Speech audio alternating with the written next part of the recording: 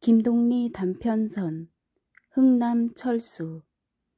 유엔군 서북 전선이 철수를 개시한 11월 28일, 그 무렵 아직도 북으로 진격을 계속하고 있던 동북 전선 일대는 바야흐로 휘몰아치는 눈보라 속에 뿌옇게 쌓여 있었다. 25일에 이미 나남, 청진을 탈환한 국군 장병은 다시 회령 나진을 향하여 29일에도 북진을 계속하고 있었던 것이다.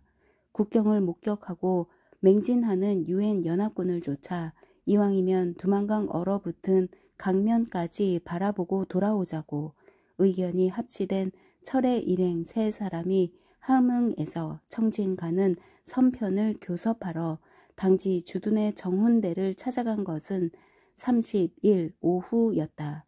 거기서 처음으로 28일에 공포되었다는 맥 원수의 특별 코뮤니케란 것을 듣게 되었다. 중공군 대거 침입으로 한국 전선은 신국면에 돌입하였다는 이 의외의 성명은 서북 전선의 유엔군이 이미 철수를 개시했다는 사실과 함께 그들에게 전달되었던 것이다. 말을 전하는 사람과 그것을 듣는 사람들이 한꺼번에 두부가 없어지는 듯한 순간이 지나갔다. 한순간에 진공은 다시 현실로 메워졌다. 북으로 가려던 계획이 남으로 바뀌어졌다. 이튿날인 12월 초 하루, 세 사람은 다시 일단 흥남으로 돌아갔다. 철은 시인이요, 다른 둘은 음악가와 화가였다.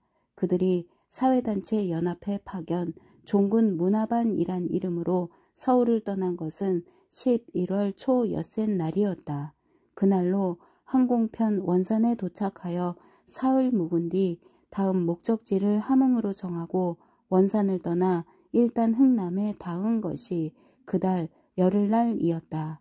여기서 다시 일주일간 일한 날짜를 보내고 정작 함흥으로 떠나게 된 것은 그달 20날께였다.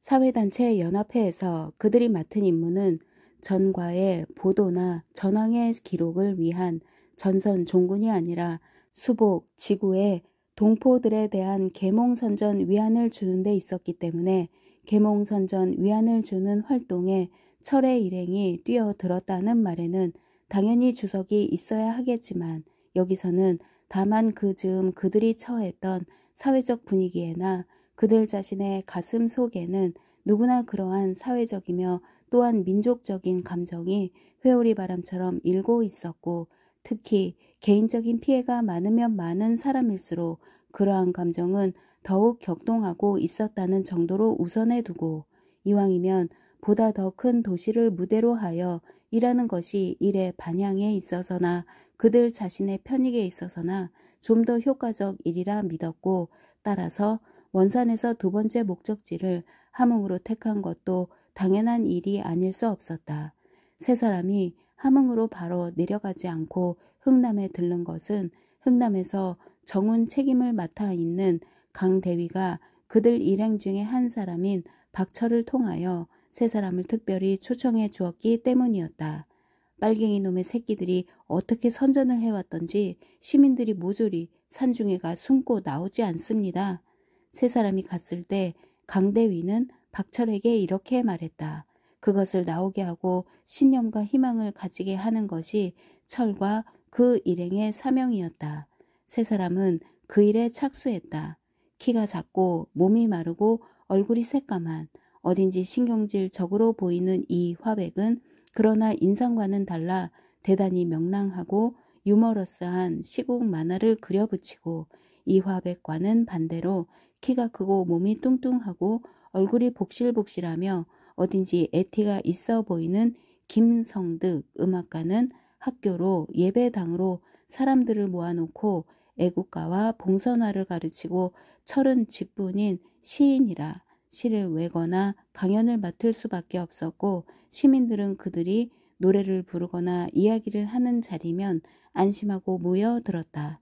특히 이정식의 보기보다는 다른 그 경쾌하고 소탈한 익살에는 듣는 사람마다 배를 안고 웃지 않을 수 없었다. 그것은 의외로 빠르고도 큰 효과를 나타내었다. 시민들은 나날이 산과 굴과 그 밖에 모든 숨어있던 자리에서 자기들의 마을로 거리로 돌아왔다. 이렇게 사흘째 되던 날부터는 또 밤이면 을에 위안의 밤을 개최하였다. 이것은 연사흘 계속되었다. 그 첫날 밤이었다.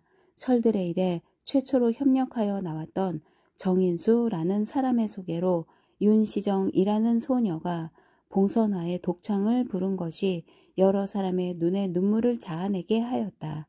그의 목소리는 듣는 사람의 가슴 속에 충격을 주고 사무치는 것을 주고 눈물을 자아내게 하는 것이었고, 그로 인하여 세 사람의 일은 더욱 크고 빠른 성과를 거둘 수 있게 되었다.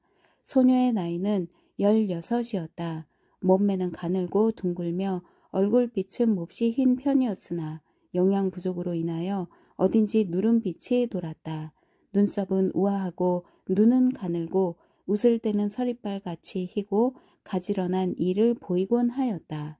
박철이 윤시정을 처음 본 것은 그가 봉선화를 부르게 되던 그 전날 밤이었다. 서울을 떠난 지도 보름이나 되는 세 사람은 가운데서도 철과 이정식은 술을 좋아하는 편이었으므로 그날 오전에 알게 된 정인수를 통하여 어디 객주 영업을 하는 집이 없느냐고 물어서 그가 객주집이라고도 하지 않고 아니라고도 하지 않고 그냥 웃으며 인도해 준 곳이 그 집이었다. 시가지 뒷골목에 있는 기역자로 된 조그만 양철집으로 맨 끝이 헛간이요, 다음이 부엌이요, 그 다음이 방이요, 또 하나 꺾어진 기역자의 짧은 한 획에 해당하는 쪽에 방이 있었다. 일행이 처음 문 안에 들어섰을 때 방 둘과 헛간은 껌껌하고 부엌에만 유리등에 침침한 기름 석유불이 켜져 있었다. 정인수가 먼저 들어가 무어라고 한참 교섭을 하고 나오더니 일행이 들어가도 좋다는 것으로 되었다. 세 사람이 인도된 곳은 부엌과 바로 붙은 방이었다. 그들은 정인수의 소개로 주인과 인사를 치렀다. 주인은 나이 한 60이나 가까울 듯한 키가 크고 목이 길고 얼굴빛이 검누르고 주름살이 많은 노인이었다. 주인은 인사를 끝내자 꾸무적거리며 일어나 부엌으로 갔다. 부엌에는 검정빛 양복바지 위에 역시 검정빛 스웨터를 입은 허리가 가느스름하고 얼굴빛이 새하얀 소녀 하나가 그 아버지인 주인 노인을 거들어 냄비에 물을 끓이고 있었다. 그 소녀의 이름이 시정이란 것은 이튿날 오전에 정인수의 소개로 비로소 알게 되었던 것이다. 주인 노인과 소녀가 40분간이나 걸려서 만들어준 요리는 겨우 냄비에 멸치를 넣고 끓인 두부찌개 하나요, 소주가 한 병 있었다. 그러나 반달 만에 술자리라고는 처음 대하는 터라 그들은 흡족하게 흥겨웃게 마시고 취하고 쓰러져 잤다. 그리하여 이튿날부터 세 사람의 숙소는 이곳으로 옮겨졌다.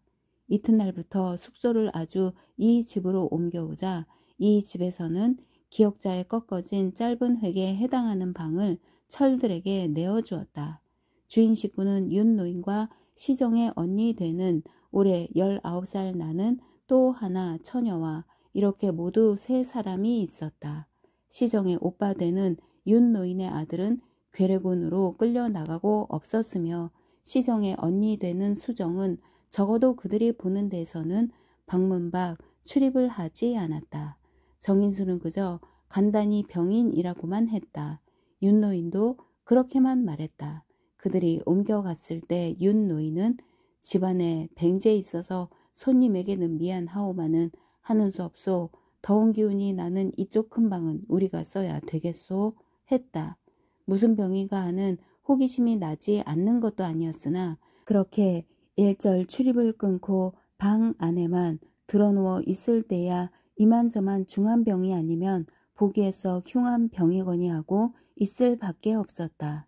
시정이 봉선화를 불러 여러 사람을 눈물로 젖게 한 첫 번째의 위안의 밤이 끝난 뒤에도 숙소로 돌아온 세 사람은 또한 어젯밤과 같이 두부찌개에 소주를 마시고 흡족하게 취했다.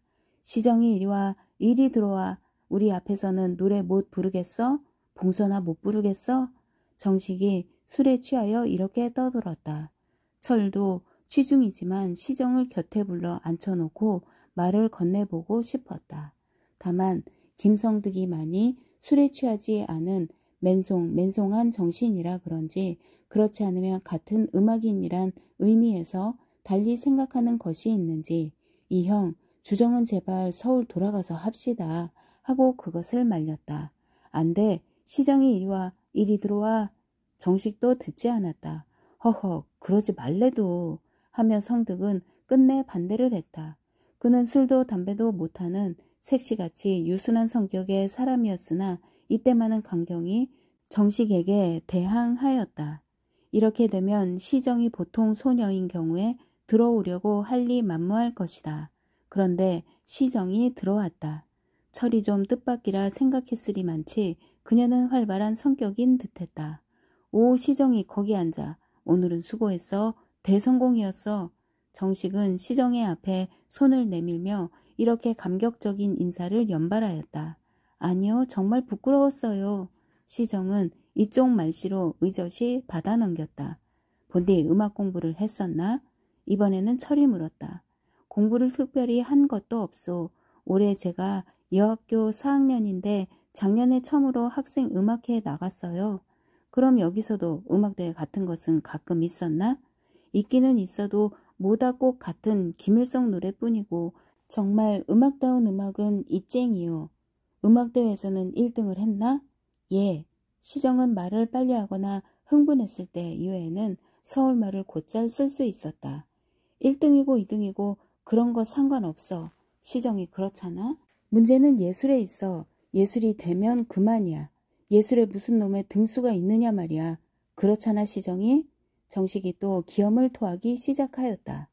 시정은 잠자코 고개를 수그리고 있었다. 정식은 다시 말을 계속하였다. 시정은 천재 예술가야. 알겠어? 예술이란 천재 없으면 못하는 거야. 알겠어? 그런데 예술에 무슨 놈의 1등, 2등이 있겠느냐 말이야. 알겠어? 응, 시정이? 시정은 고개를 들지 않았다. 이번에 남북이 통일되거든 시정이도 우리와 함께 서울로 올라가요. 서울 가서 공부하게. 철은 막연한 희망을 품고 이렇게 말했다. 시정은 이 말에 갑자기 두 눈을 반짝거리며 획 변해진 사투리 말씨로 통일이 언제쯤 되겠소? 하고 물었다. 글쎄 늦어도 내년 봄까지는 되지 않을까? 그럼 그때는 선생님 저를 꼭 서울로 데려가 주겠소? 그럼 그러고 말고. 철은 취중에 흐뭇하게 대답했다. 인제 됐어. 인제 시정이 나가도 좋아. 성득이 기다리고 있은 듯이 이렇게 말하자 시정은 일어서며 그럼 선생님 전 그렇게 믿고 있겠어요? 하고 나갔다. 시정이 나가자 철과 정식은 또 다시 술잔을 건네기 시작하였다. 시정이 새로 끓인 두부찌개를 들여다 주었다. 됐어. 새로 들어온 두부찌개에 용기를 얻은 두 사람은 술 마시기 내기나 하듯 연방 잔을 바꾸어 넘겼다. 그들이 술장을 내고 잠이 든 것은 라기보다 성득이 두 사람의 술상을 물리고 그들을 자리에 끌어다 눕힌 것은 이라고 하는 것이 옳겠지만 자정이나 되었을 때였다. 철은 취기가 피로로 인하여 죽음 같은 깊은 잠에 떨어져 버렸다. 부엌에서 도마에 칼 두드리는 소리가 들려왔다. 쇠고기나 무엇을 두드리는 것이었다. 손에 전기 장치가 되어 있듯 칼질은 빨랐다. 칼질이 빠르듯 그녀의 입이 또 그렇게 빨리 달싹거리고 있는 것이었다. 그녀의 입은 그렇게 빨리 연부를 외고 있다는 것이었다. 콩이든지 팥이든지 콩이든지 팥이든지 그녀의 연불은 이것만을 자꾸 되풀이한다는 것이었다. 그것은 연불이 아니라 주문일지도 모른다는 것이었다. 그녀는 고개를 들지 않고 도마만 두드리는 것이었다. 그녀가 그렇게 고개를 들지 않고 그렇게 빨리 도마를 두드리고 그렇게 빨리 연불이나 주문을 외는 것은 그 자신이 어느덧 주문에 걸려 있기 때문이라는 것이었다. 그러나 그녀가 어느덧 고개를 든다면 그 주문은 철에게 향해 진다는 것이었다. 그것은 철에게 거북한 노릇이었다. 철은 그것을 두려워하고 있는 것이었다. 그녀의 주문은 철이 아이들에게 따뜻한 옷을 입히지 못하고 신발을 신기지 못하고 쌀을 넉넉하게 들이지 못하고 회충약을 먹이지 못하고 멸치 넣은 두부찌개를 먹이지 못하고 벌레 먹은 이를 빼주지 못하고 이발을 시켜주지 못하고 창경원 구경을 시켜주지 못하고 이러한 죄목으로 철을 추궁하는 뜻이라는 것이었다. 그것은 쓸쓸하고 두려운 일이었다. 쓸쓸하고 두려움이 어느덧 용기가 되는 것이었다. 철은 어느덧 용기를 가지고 그녀가 주문을 퍼부을 때 그녀와 싸우리라 결심했다. 아내는 원기같이 창백한 얼굴에 웃음을 띠고 철을 맞이하는 것이었다. 철은 이제야 군복을 입고 어깨에 백을 걸고 집을 찾아오는 것이었다. 대구서와 부산서와 석 달 동안이나 그렇게 걱정하고 그렇게 안타까워하던 집을 찾아 이제야 유행군과 함께 돌아온다는 것이었다. 아내가 웃는 얼굴로 철을 맞이해 주는 것을 볼 때 철은 비로소 한숨을 내쉬며 마음을 놓는다는 것이었다.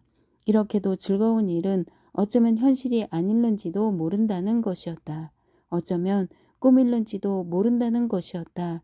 어쩌면 아내는 이미 죽고 죽은 아내의 유령일지도 모른다는 것이었다. 죽은 아내의 유령이 이렇게 창백한 웃음을 띠고 철을 맞이해 준다는 것이었다. 그 증거로는 아이들이 다 어디 있느냐 말이다. 제 어미와 함께 와 몰려 나왔어야 할 아이들은 다 어디 있느냐는 것이었다. 아이들은 다 어디 있느냐 말이다. 철은 가슴이 메어진다는 것이었다. 처음은 치운 바람이라 느껴졌다. 치워, 치워. 박형, 박형, 이리 좀 어이, 박형 하는 소리 같은 얼음같이 싸늘한 바람과 함께 오는 것이었다. 어이, 이잉 하고 철도 이번에는 분명 꿈속이 아닌 기지개를 켰다.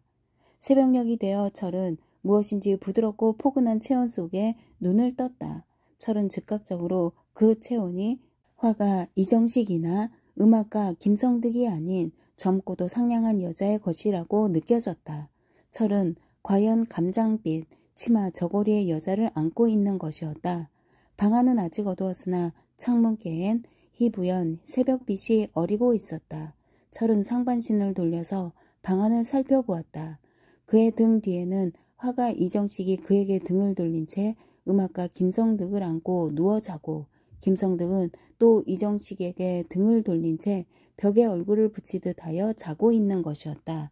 이들은 같은 이불 밑에서 꽃같이 등을 꼬부리고 다리를 오그려서 흡사 한 쌍의 새우가 붙어 자는 것 같은 모양을 하고 있었다. 철이 안고 누워있는 여자가 있는 쪽으로는 그 다음이 분명히 시정이요. 시정이 다음이 그의 아버지인 윤 노인인데 그는 벽에 등을 대다시피 하여 모로 누운 채 억지 코를 골고 있는 것이었다. 그러고 보면 철이 안고 있는 누워있는 여자는 틀림없이 시정의 언니인 올해 19에 난다는 거의 방문 밖 출입이 없던 그 뱅제라 불려오던 여자일 수밖에 없었다.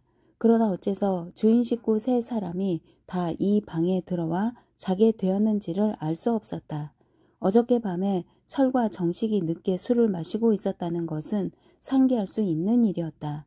그 다음 그들 일행 세 사람이 전날 밤과 같이 이 방에서 담요 2장과 주인집의 솜 이불 한 채를 빌려 같이 덮고 누워 자게 되었으리라는 것도 짐작할 수 있는 일이었다.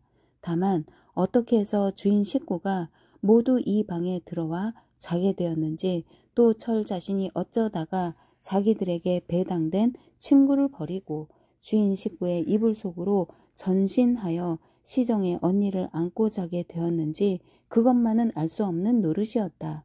철의 이러한 의문은 그날 아침 해가 환히 돋아 그 방 사람 6이 다 일어났을 때까지 아직도 한밤중같이 늘어지게 코를 골고 자는 곁에방에 7사람의 낯선 손님들을 발견함으로써 자연히 해결될 수 있었다. 윤노인은 밤중에 손님이 7이 와서 기어코 방을 내달라고 해서 부득이 실례를 하게 됐소. 실로 미안하게 됐소. 하고 인사를 했고 시정은 노인의 설명을 돕겠다는 듯이 새로운 손님들 자리에 눕는 것을 보고 아버지하고 이 방에 와 보니 아 실로 큰일이오. 선생님 세 분과 언니하고만 한 방이요. 그래서 처음엔 시정이만 수정이 다음에 눕고 윤노인은 딸들의 발치에 눕겠다고 하는 것을 시정이 우겨서 수정을 좀 밀치고 간신히 그 자리에 두 사람이 눕게 되었다는 것이다. 그러나 그보다도 사실은 이쪽 세 사람이 더 미안할 수밖에 없었던 것은 그렇게 지금까지 아무에게도 얼굴을 보이지 않으려고 하던 시정의 언니를 이제는 알 수 없이 한 방 안에서 자리를 같이 하지 아니치 못하게 된 것이요. 그 위에 다시 그를 안고 잔 철이 야말로 면과기 짝이 없는 노릇이었다. 아니올시다 저희야말로 신뢰가 많습니다 하고 정식이 세 사람을 대신하여 인사를 하기는 했으나 그보다도 나이 4살이나 아래인 올해 겨우 30살밖에 되지 않은 성득이와 또 나이로는 성득이보다 서너 살 위나 잠결에 약간 방정한 몸가짐을 갖지 못했던 철로서는 더욱 미안하고 또 거북하기 짝이 없는 노릇이었다. 별 말씀 다 하오다. 내 큰딸이 뱅제돼서 그렇지. 그렇제이 뭐냐. 노인은 이렇게 말을 흐려버렸다. 노인의 이 말은 그들로 하여금 더욱 의혹과 당황에 빠지게 하였다.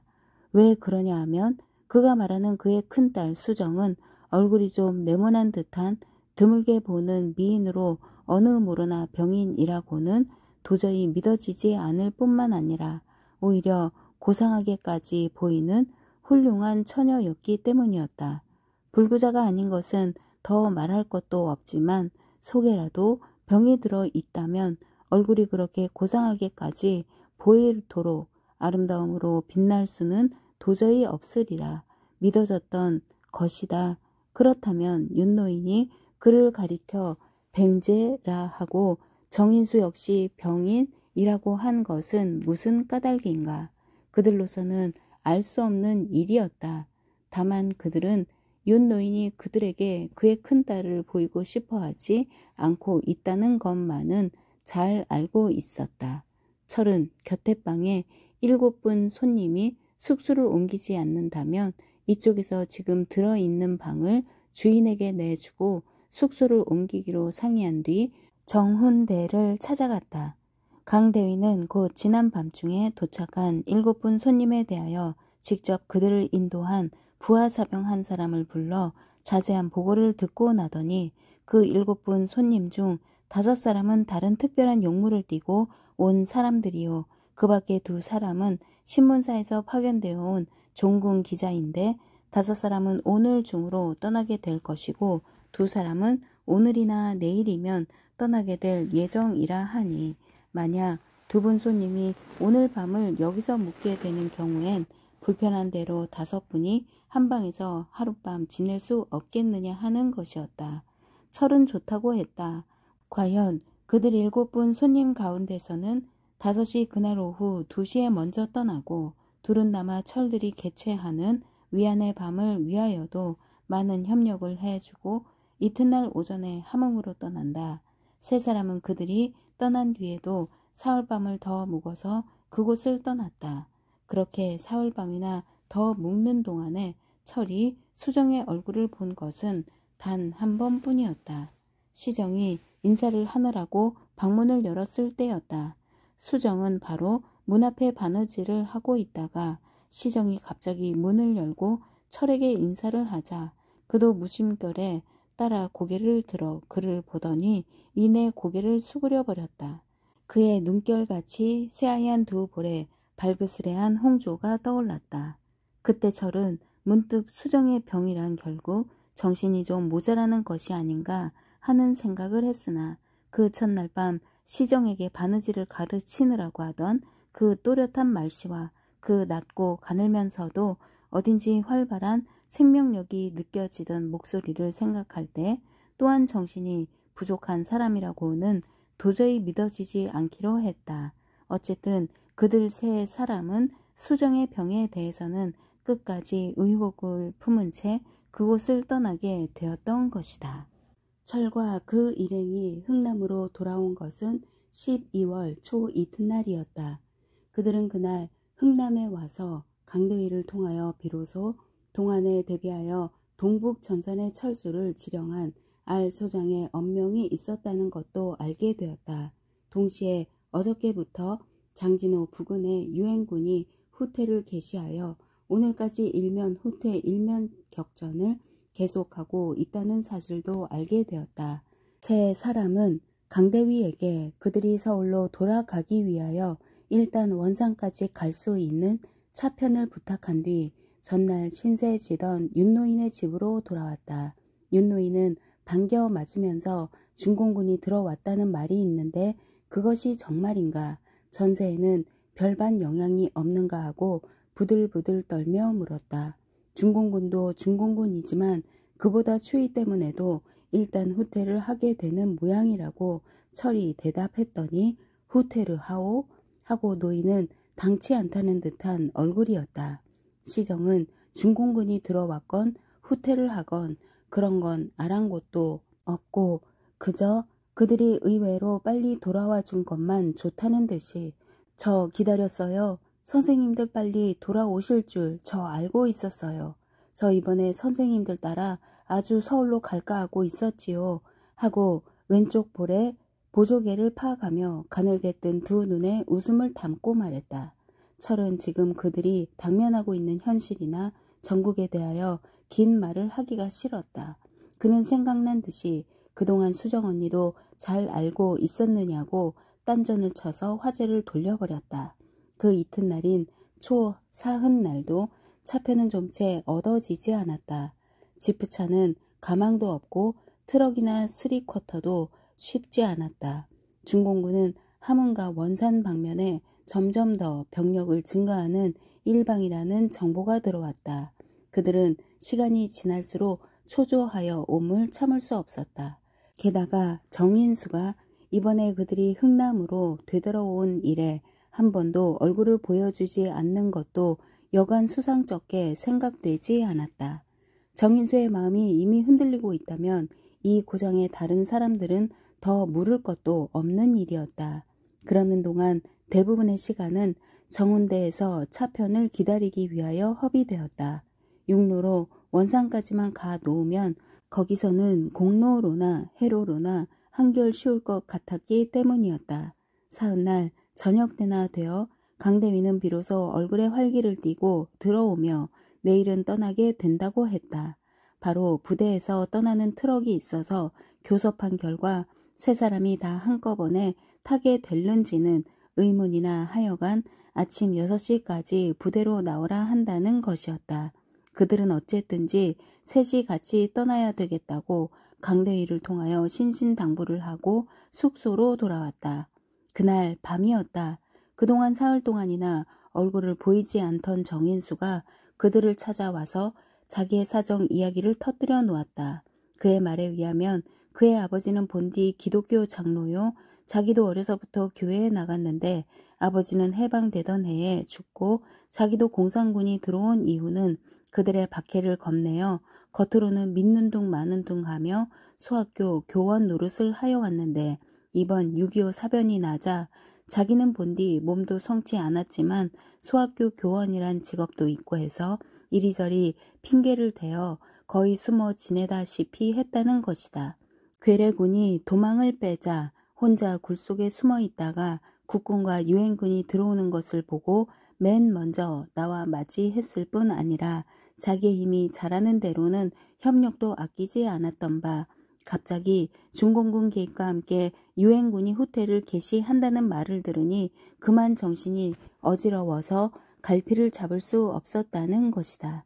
그래서 한 사흘 동안 가만히 정세를 관망하고 있었으나 지금 같아서는 아무래도 일단은 이 고장도 공산군에게 한 번 더 내주게 되지 않나 하고 생각이 드는데 여기서 자기 한 몸 같으면 유엔군을 따라 남하에 버리면 되겠는데 자기에게는 늙은 어머니와 어린아이 넷과 몸 약한 아내가 있어서 자기가 없으면 이 식구들은 집에서 굶어 죽거나 거리에서 얼어 죽고 말리라는 것이다.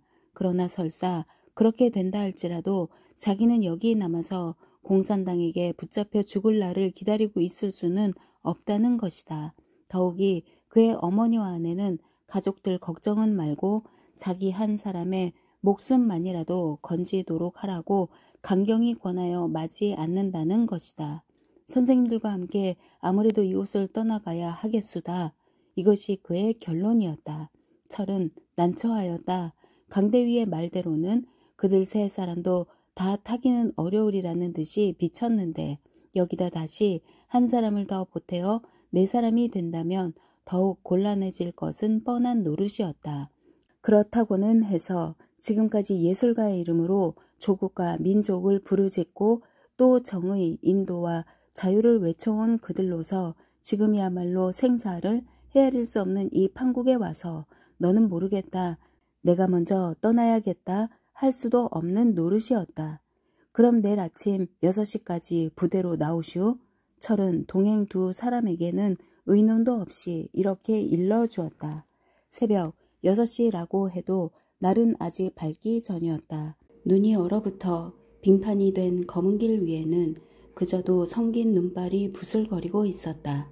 이따금 한숨처럼 뿜어지는 뿌연 입김이 아득한 절망같이 누워있는 시커먼 해면에 압력을 받는 듯 숨결이 가빠졌다.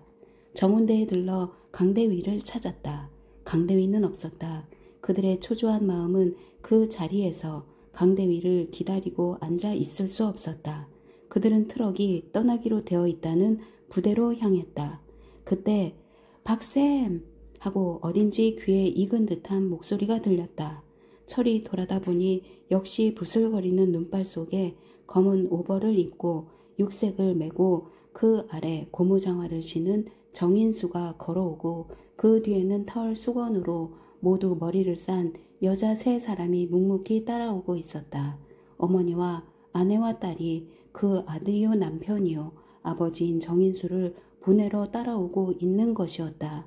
그들이 부대로 갔을 때 거기는 이미 약 20명이나 되는 이 지방 민간인들이 짐을 가지고 나와 있었다. 군에서 직접 떠나는 사람 이외에 이렇게도 많은 민간인들이 그들과 같은 차편을 기다리고 있었으리라고는 얘기하지 못했던 일인이 많지 놀라지 않을 수 없었다. 6시 반에 강대위가 뛰어왔다. 강대위도 조금 당황한 기색이었다. 그는 앞으로 먼저 오더니 함흥에서 지정을 받아온 사람이 11 있습니다. 그리고 여기서 군 관계로 소개장과 추천장을 가지고 나온 사람들이 한 20명가량 됩니다. 했다. 검푸른 해면 위에는 희멀건 아침빛이 서려오고 있었다. 철은 그 희멀건 해면 위로 하염없이 던지고 있던 시선을 거두고 강대위에게 돌리며 그런데 미안하지만 이번에 정형도 우리와 같이 꼭 떠나야 되겠는데 특별히 좀 부탁하네. 염치불구하고 이렇게 입을 떼자 정인수도 부탁합니다 하고 머리를 수그렸다. 강대위는 당황한 얼굴로 그곳을 떠나버렸다. 한 15분 뒤에 강대위는 표 석장을 가지고 돌아왔다. 표차례는 민자를 쓰고 잇따라 번호가 들어 있었다. 민 16, 민 17, 민 18 이렇게 석장이었다. 희망자가 너무 많아서 연대장님이 직접 승차표를 지정했습니다. 강대위의 설명을 듣고 보니 표차례는 과연 모두 도장이 찍혀 있었다. 철은 정인수의 얼굴을 먼저 보았다. 그는 노기가 가득 찬 두 눈으로 강대위를 노려보고 있었다. 이것도 싸우다시피 해서 겨우 타낸 겁니다. 강대위는 그들이 입을 떼기 전에 앞질러 이렇게 변명을 했다. 철은 또 한번 정인수의 얼굴을 훔쳐보았다. 다음 순간 철의 눈에는 정인수 뒤에 그를 전송하러 나와 서 있는 그의 어머니와 아내와 딸이 보였다. 그럼 내 표를 정영이 가지시오. 나는 표 없이 타보겠으니까. 철은 이렇게 말하며 표를 정인수에게 주었다. 강대위도 꼭 같이 가시려면 차라리 그 편이 나을 겁니다. 박 선생은 부대에 안면이라도 있으니까. 구원이나 받은 듯이 이렇게 말했다. 미안합니다 하며 정인수는 철의 표를 받았다. 7시 5분 전부터 임검한 훈병에게 표를 제시한 사람들만이 트럭을 타기 시작하였다. 트럭에는 본디 부대에서 실은 짐이 좀 있었기 때문에 사람은 30여 명 타니 빈틈이 없어졌다. 철은 강대위의 소개로 임검한 헌병에게 인사를 치르고 사정을 좀 보아달라고 했다. 헌병은 담담히 자기에게는 그런 권한이 없으니 연대장의 양해를 받아오라고 했다. 강대위가 또 다시 간곡히 사정 이야기를 하자 그럼 좀 기다려 보라고 했다. 그러나 그는 끝까지 철에게 차에 올라도 좋다는 허락을 내리지 않았을 뿐만 아니라 자기의 한 말을 잊어버리기나 한 듯이 잠자코 서 있을 뿐이었다. 검찰을 끝마친 운전사가 운전대에 오르는 것과 동시에 철은 앞뒤를 살필 사이도 없이 차에 뛰어올랐다. 헌병은 그것을 보고도 눈을 감아준 건지 말이 없었으나 차 안에는 그의 몸을 용신할 빈틈이 없었으므로 그는 다른 사람의 몸 위에 엎어지듯이 하여 겨우 올랐던 것이다. 그런데 또 한 사람의 헌병이 와서 마지막으로 승차 인원을 헤아리게 되었다. 철 곁에 사람들은 철이 한번 다시 내렸다가 타는 것이 유리하리라고 했지만 한번 내렸다 다시 탈 때의 어려움을 생각하고 그는 그냥 앉아 배겨보리라 했다. 드디어 철의 번호를 묻는 차례가 돌아왔다. 번호가 없다고 한 뒤 철은 황급히 강대위의 이름과 함께 먼저 임검하던 헌병을 끌어대었다. 그때 마침 강대위는 정운대로 돌아간 뒤였으므로 먼저 번의 헌병이 강대위의 부탁을 대신 전해주는 모양이었다.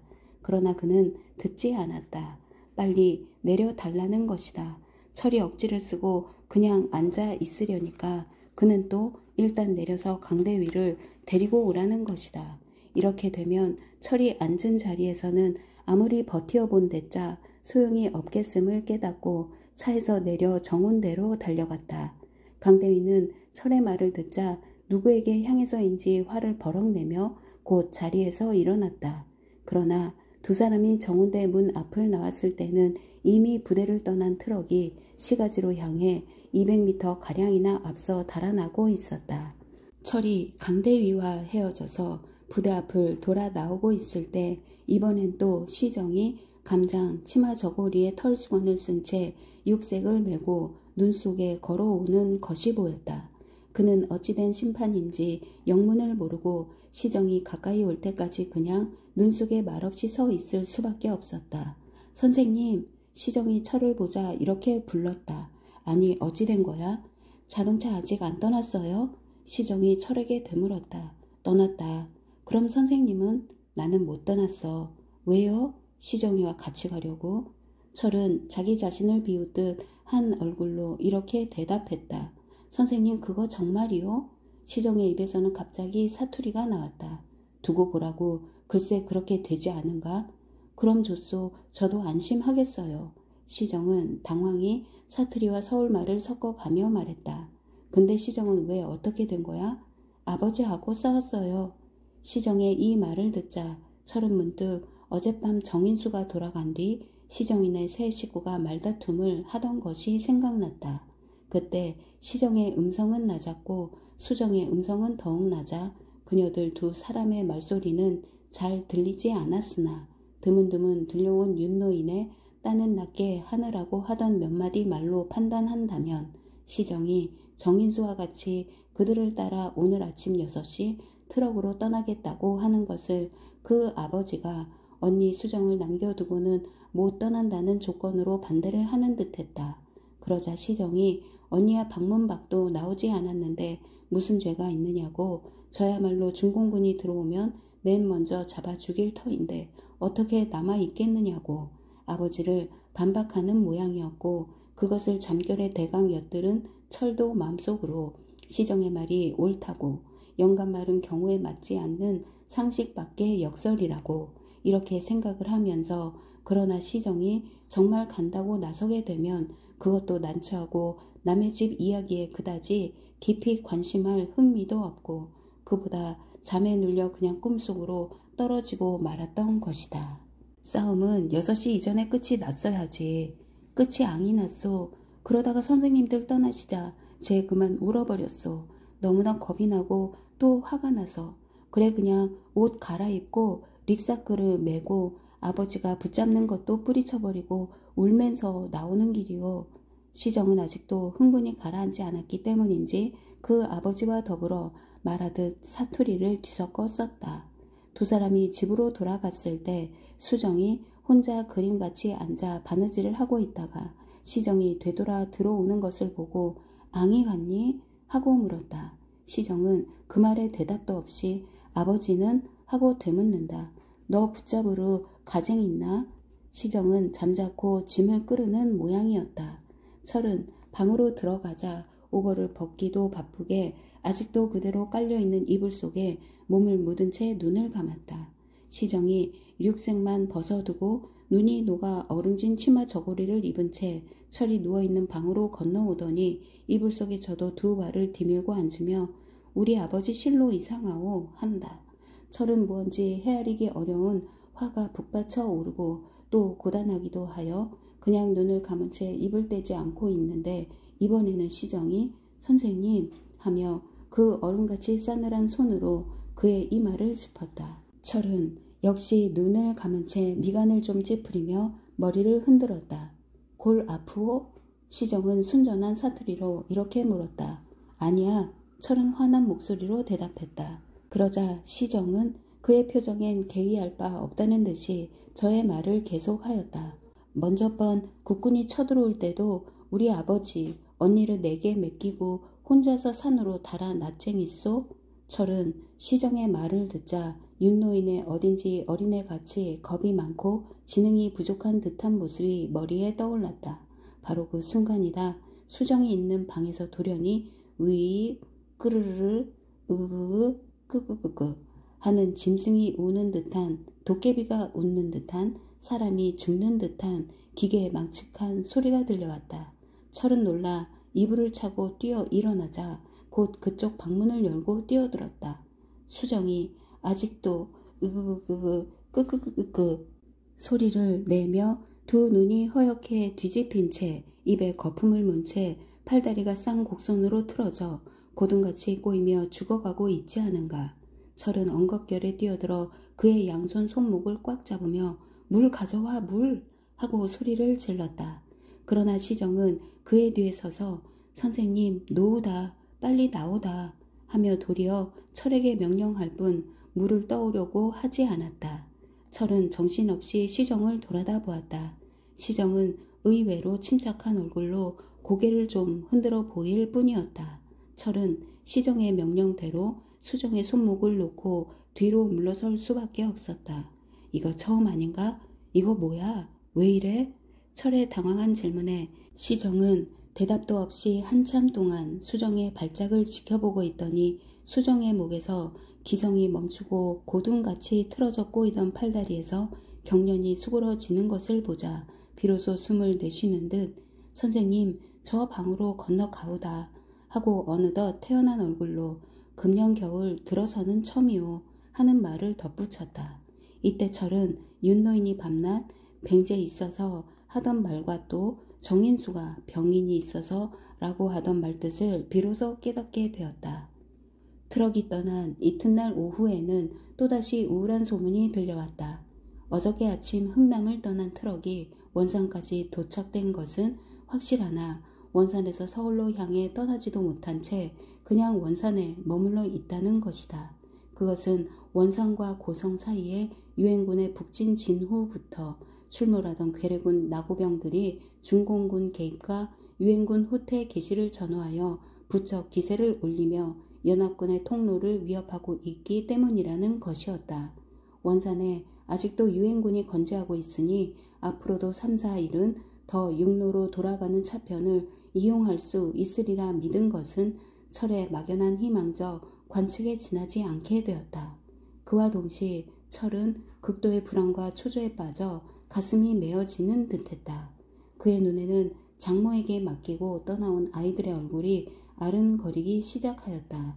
6.25 중에는 아내를 공산당에게 죽게 하고 이번에는 또 아이들마저 잃게 되지 않나 하는 생각이 들자 가슴은 찢어지는 듯 쑤시고 아팠다. 동시에 그는 6.25 사변 돌발 당시나 9.28 수복 직후에는 너무 흥분에 빠졌다가 이번에는 너무 감상에 날뛴 것이라는 새삼스런 타산적 반성이 들며 자기 자신에 대한 엉뚱스러운 염호와 분노가 치밀어 올랐다.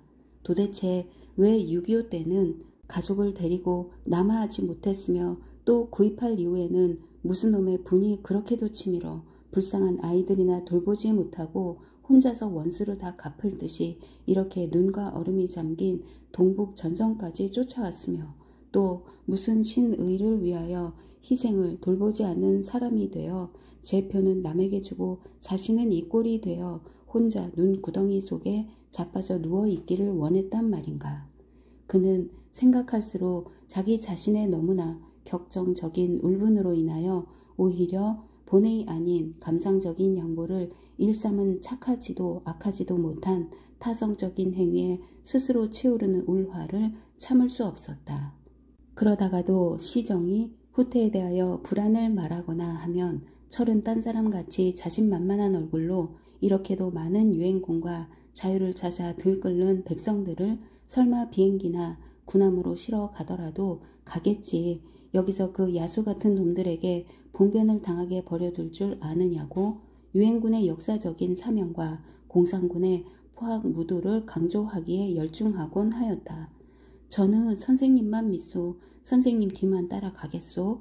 시정이 이렇게 말하면 수정도 그것이 자기의 의사를 대변하는 말이라는 듯이 바느질하던 손을 멈춘 채 철의 얼굴을 빤히 바라보고 있는 것이었다.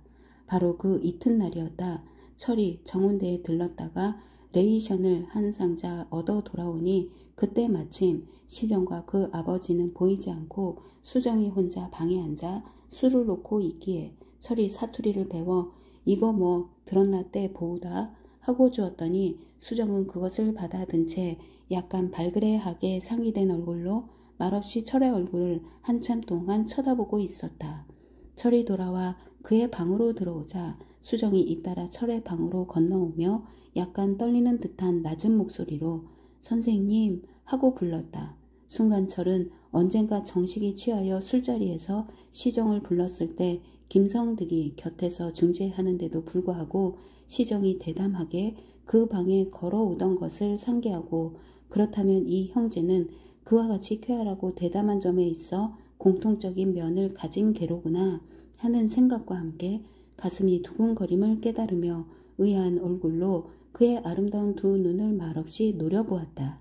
수정은 그 대담하고 쾌활한 행동에도 불구하고 분명히 떨리는 목소리로 나도 이남 가서 병 고치고 살겠소 하며 머리를 수그렸다. 수정의 이 한마디 말은 그 순간 철을 흥분시키기에 족하였다. 그는 조용히 수정에게로 접근하여 갔다. 한쪽 손으로 수정의 손목을 잡고 다른 한 손을 그의 어깨 위에 얹은 뒤 그는 간질같이 창백한 향기에 젖은 신비로운 꽃송이가 피어나는 듯한 그녀의 두 눈을 한참 동안 말없이 들여다보고 있었다. 이와 동시 철의 극도에 달했던 초조와 불안도 고비를 넘기 시작하였다. 자기는 특별한 사람이라거나 돌아가는데도 우선적인 대우를 받아야 할 것 같이 생각하던 자기 본의의 생각을 버리고 여기 있는 수십만의 자유국민들이 모두 그와 동행이요 그와 운명을 같이 할 사람들이라 생각하면서부터 철의 가슴은 한결 가벼워짐을 깨달았다. 다만 한 가지 수상한 일은 이날부터 윤 노인이 자취를 감춘 것이었다. 그는 정인수들이 떠나던 날부터 어찌된 까닭인지 그 전과 같이 집에 붙어 있지 않고 늘 밖으로만 나다니고 있었으나 아침 저녁 끼니 때만은 들어오던 것이 열흘째 날부터는 아주 행방을 감추고 말았던 것이다. 시정의 말에 의하면 먼저 번 괴뢰군이 후퇴를 했을 무렵에도 언니를 시정에게 맡긴 채 어디론지 닷새 동안이나 달아나 숨어 있다가 국군이 들어온 사흘 뒤에야 나타났다는 것이며 그날 저녁 정인수가 다녀가던 날 밤에만 해도 또 수정을 시정에게 책임지우려고 드는 것이 하기는 수상도 하더라는 것이다.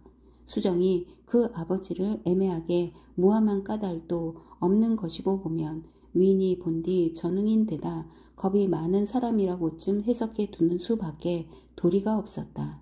열흘날부터 함흥흥남은 동북 전선의 후퇴 작전에 있어 결정적인 지점이 되었다. 11일에 공산군은 원산을 통과하여 남으로 향했다.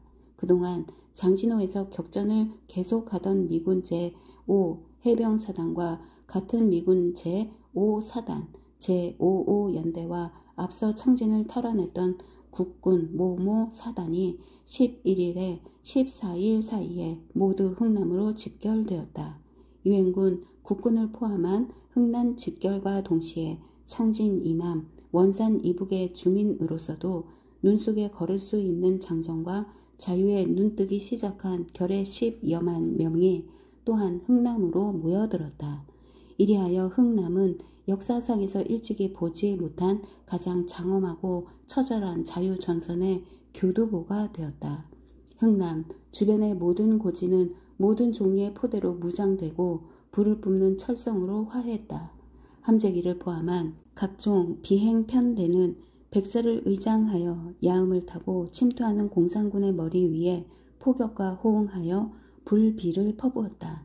중공군은 12일, 13일 양일에 걸쳐 야음을 타고 함흥 흥남 지구에 공격을 시도하여 왔다가 수천 명의 시체를 남기고 물러나 갔다. 하루 걸은 15일에 또다시 결사적인 침투 작전을 시험하여 왔던 공산군은 미군 제 모모 군단을 주력으로 한 유엔군 국군도 포함한 폭우같이 퍼붓는 포화에 의하여 세 번째 주검에 언덕을 쌓아둔 채 물러나갔다. 유엔군이 흥남 지구를 중심으로 교두보를 축소시키기 위하여 함흥을 포기한 것이 16일이요. 흥남을 거점으로 하여 해상 철수를 개시한 것도 또한 이 무렵이었다. 13일부터는 이미 함흥과의 군용로를 제외한 흥남 주변의 다른 모든 통로는 차단되어 있었다. 군인 민간인 합쳐서 20여만이 뒤끓는 흥남 해안은 사람으로 덮였을 뿐 아니라 무수히 디미는 피란민의 혼란 속에 공산군의 척후대와 오열이 끼어들지 않으리라고만 볼 수도 없었기 때문이었다.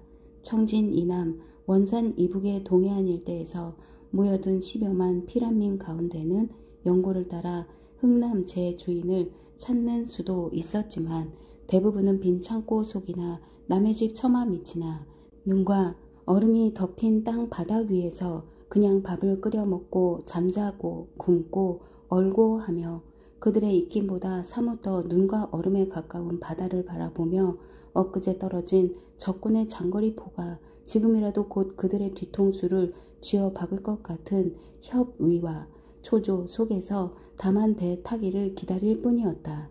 철수 희망자의 등록은 군인 가족별, 교회, 기독교 관계별, 기타 일반별로 대별하여 거기서 다시 약 50명씩을 단위로 반을 편성키로 되어 있었다. 철은 강대위를 통하여 시정과 수정만을 그 자신과 함께 군인 가족 속에 등록시키게 되었다. 윤노인의 행방은 그때까지 알 수 없었기 때문이었다. 철이 소속된 군인 가족관계 제87번은 16일 새벽부터 부둣가로 나오게 되어 있었다. 기역자 모양으로 된 넓은 부둣가에는 기적을 기다리는 듯한 10여만 군중이 검푸른 해명과 대결이나 한 듯이 모여들었다. 배는 데이지 않았다. 그날 오후 4시가 되니 일단 해산하였다가 내일 새벽 5시에 다시 모이라는 지시가 있었다. 이튿날은 오전 7시에 LST가 뒷문을 열어젖힌 채 부두에 닿았다. 그러나 군인 관계 가족은 제65번까지만 타고 그 다음 번호부터는 다시 다음 배를 타야 한다는 것이었다.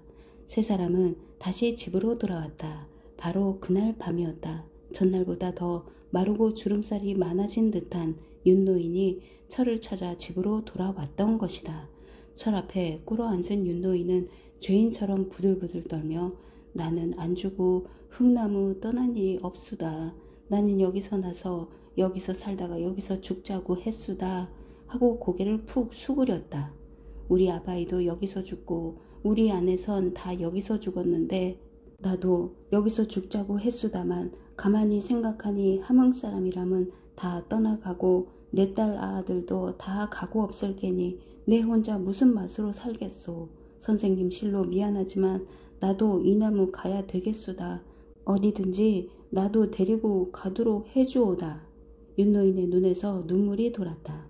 철은 윤노인의 눈에서 눈물을 보지 않으려고 외면을 하면서 염려하지 마십시오. 그러지 않아도 늘 기다렸답니다. 하고 우선 위로 삼아 자신있게 말했다. 그러나 이튿날 새벽에 강대위를 찾아간 철은 그 자리에서 실망하지 않을 수 없었다. 그가 오직 하나 힘으로 믿고 찾아간 강대위가 그 전날 밤으로 떠나고 없었기 때문이었다. 철은 용기를 내어 철수 관계 장교에게 자기의 성명과 신분을 말하고 윤노인에 대한 특별 등록을 부탁해 보았으나 그런 사정을 호소하는 사람은 10,000명도 넘는다는 이유로 간단히 거절되고 말았다. 그는 또 말하기를 사무적으로 가능한 방법은 세 사람이 먼저 떠나고 윤노인만을 일반에다 따로 추가 등록을 시키거나 그렇지 않으면 이미 등록된 일반 철수민과 철의 군인 가족관계 세 사람과를 바꾼 뒤 윤노인을 일반에 추가시켜서 합치는 방법과 2가지가 있을 뿐이라는 것이다. 철은 마음속으로 그 어느 것도 응할 수 없었다. 윤노인만을 떨어뜨려 두고 자기들 세 사람만이 먼저 떠난다는 것도 차마 할 수 없는 노릇이요.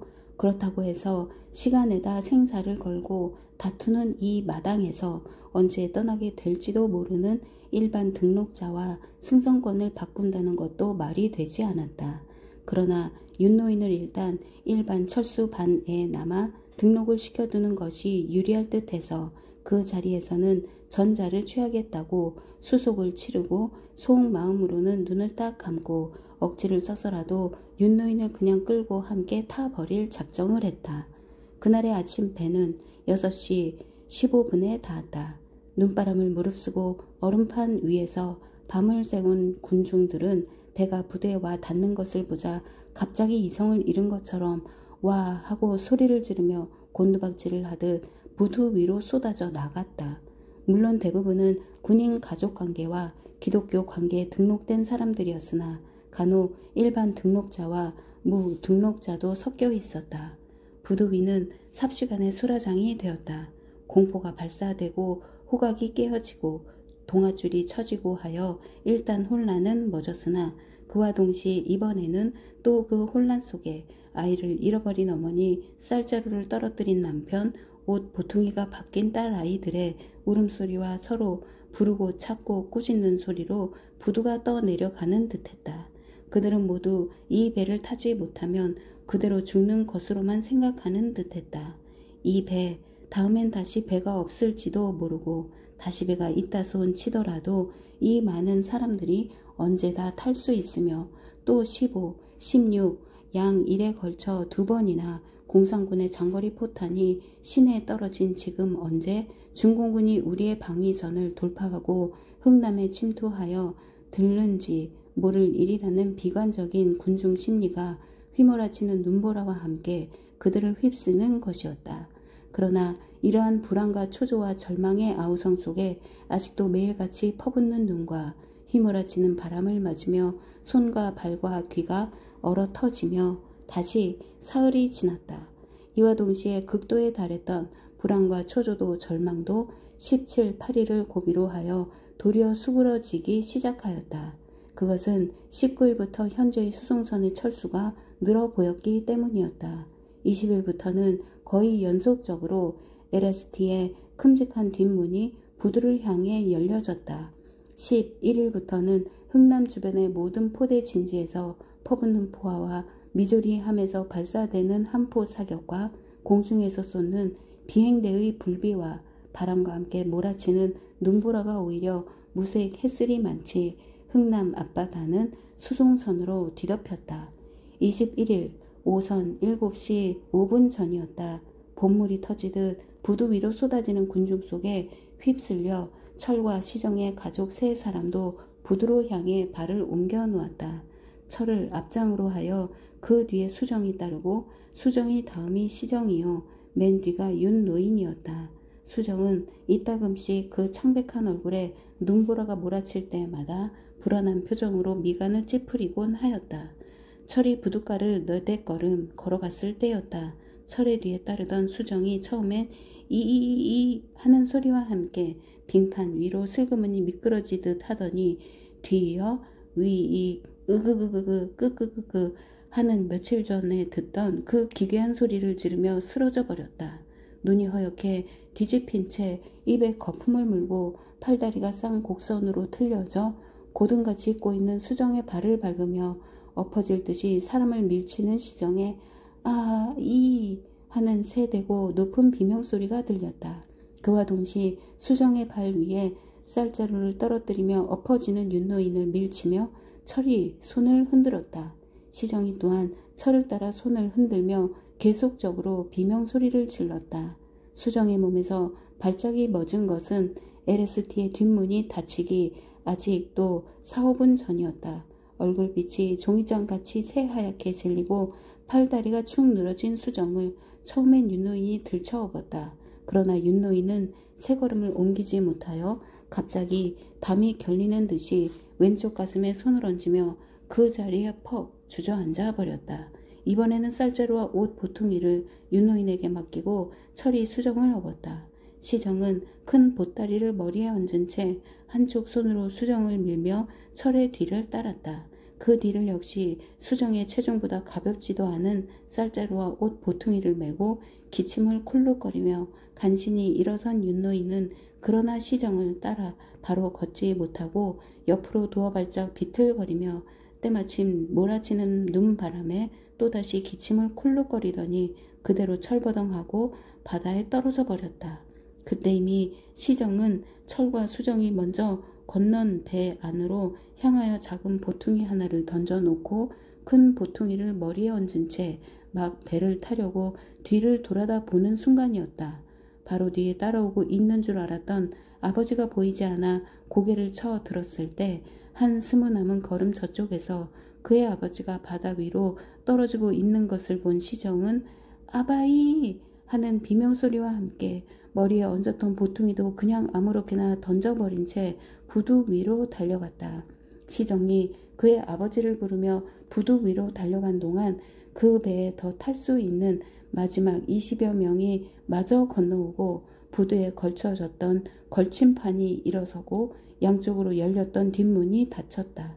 시정아, 시정아! 철은 목이 찢어지도록 높은 소리로 시정을 불렀으나 으르대는 포격소리, 비행기 소리, 휘몰아치는 눈바람에 가려 아버지를 찾는 시정의 귀에는 들리지도 않는 듯 아바이, 아바이 하고 바다에 뛰어들듯이 발을 구르며 아버지를 부르던 시정이 철의 목소리에 문득 정신을 돌린 듯 다시 배 있는 쪽으로 달려왔을 때 배는 이미 뒷문을 닫고 닻을 올린 뒤라. 선생님, 선생님! 눈물에 젖은 시정의 얼굴에 휘몰아치는 눈보라가 차온 것은 아니고 배 안에서 주먹을 쳐들며 흔들며 시정아, 시정아, 다음 배에 하는 철의 목소리가 꿈인지 생시인지 다만 아찔한 순간 시정은 저도 모르게 부두에서 바다 위로 한 발짝 내딛고 말았다. 와! 하는 사람들의 놀란 고함 소리와 함께 시정아! 하고 철이 미친 듯이 소리를 지르다가 배전에 철건 하고 이마를 부딪힌 것은 그 자신이 사람을 밀치고 배전으로 뛰어 올랐기 때문이 아니오. 때마침 붕 하는 기적소리와 함께 부두에서 배가 움직이기 시작했기 때문이었다.